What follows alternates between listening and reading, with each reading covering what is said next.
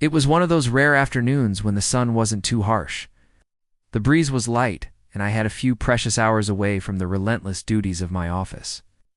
After 20 years of service, I had risen through the ranks and now sat in the seat of police chief, position that brought with it the weight of every citizen's safety and the constant pressure of public accountability.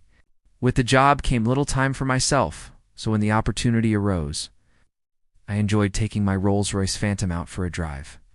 I had worked hard for it, not inherited, not gifted, but earned through decades of late nights, missed family dinners, and the endless grind of public service.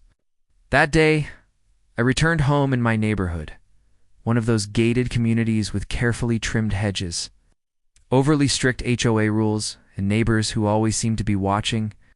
I parked outside my own house, humming quietly as I gathered some files from the back seat. That's when I heard the sharp voice cut across the stillness like a knife. "Excuse me? Excuse me?" I turned, files still in hand, and saw her. Everyone in the community knew her Mrs. Linda Hutchins, the self-appointed neighborhood enforcer, or as most people referred to her behind closed doors, the HOA Karen. She was the type who measured grass blades with a ruler and took photos of trash bins placed at the curb 2 minutes before collection time. With arms crossed, sunglasses perched high on her nose, and a phone already clutched in her manicured hand, she marched toward me with purpose. "You can't park that here," she said, her tone dripping with accusation rather than inquiry. Blinked, caught off guard, then calmly replied, "That's my house, and this is my car." Her lips pressed into a thin line, disbelieving. "This is a gated community. We don't allow strangers to just loiter, and that kind of car doesn't belong here. People like you don't just live here." I felt a sharp flicker of irritation, but I kept my voice level. "I assure you, I do live here. I've been a resident for over a decade," but she wasn't hearing me. She was already raising her phone. "I'm calling security, and if they don't come fast enough, I'll call the police." "We can't have suspicious activity," she turned slightly, already tapping 911 with exaggerated flourish, as though the performance was as important as the call itself.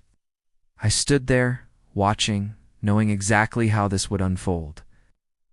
"Enough." She put the phone to her ear and launched into a dramatic narrative.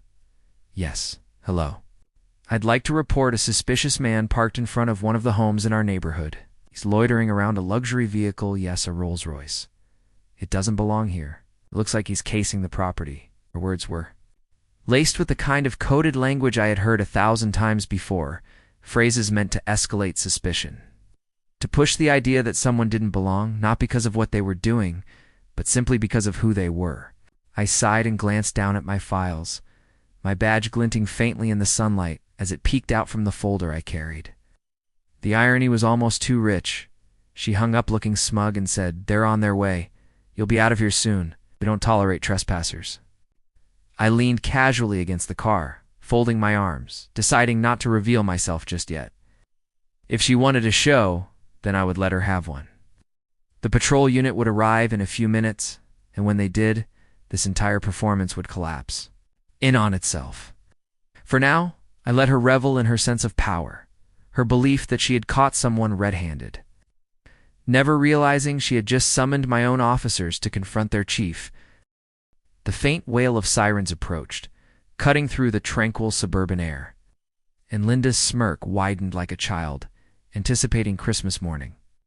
She adjusted her blouse, smoothed her hair, and stepped forward with the energy of someone convinced she was about to be celebrated as the neighborhood's savior. I remained where I was, leaning casually against the polished hood of my Rolls-Royce, watching as the patrol car turned the corner and came to a stop in front of my house.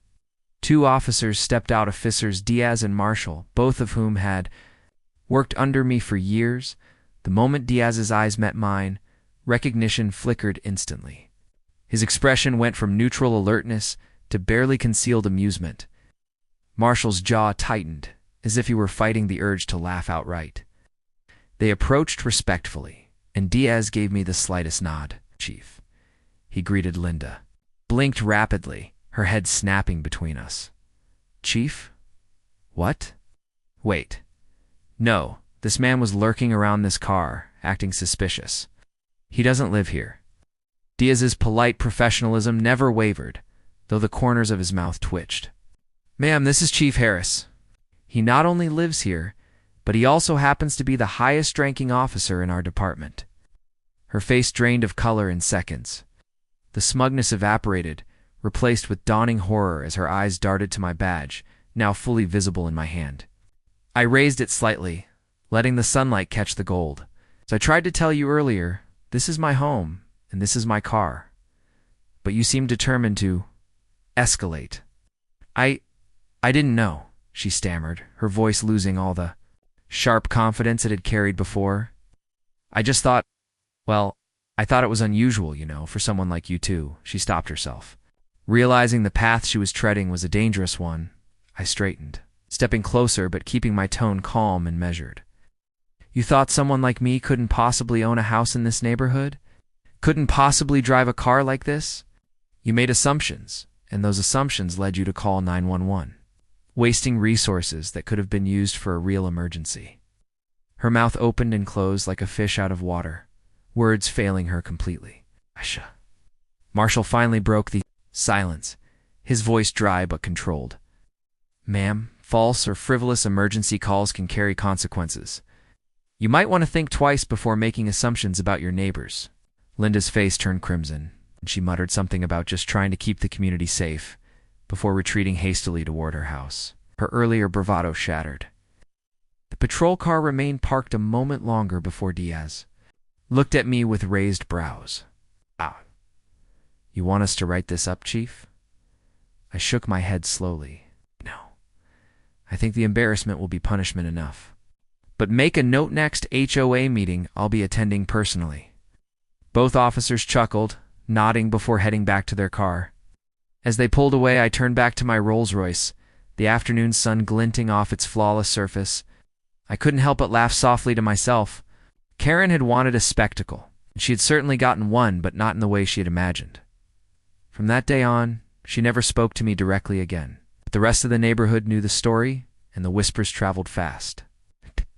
HOA Karen had called the cops on the police chief himself, and it was a tale that would follow her longer than any citation about law and Hyde ever could.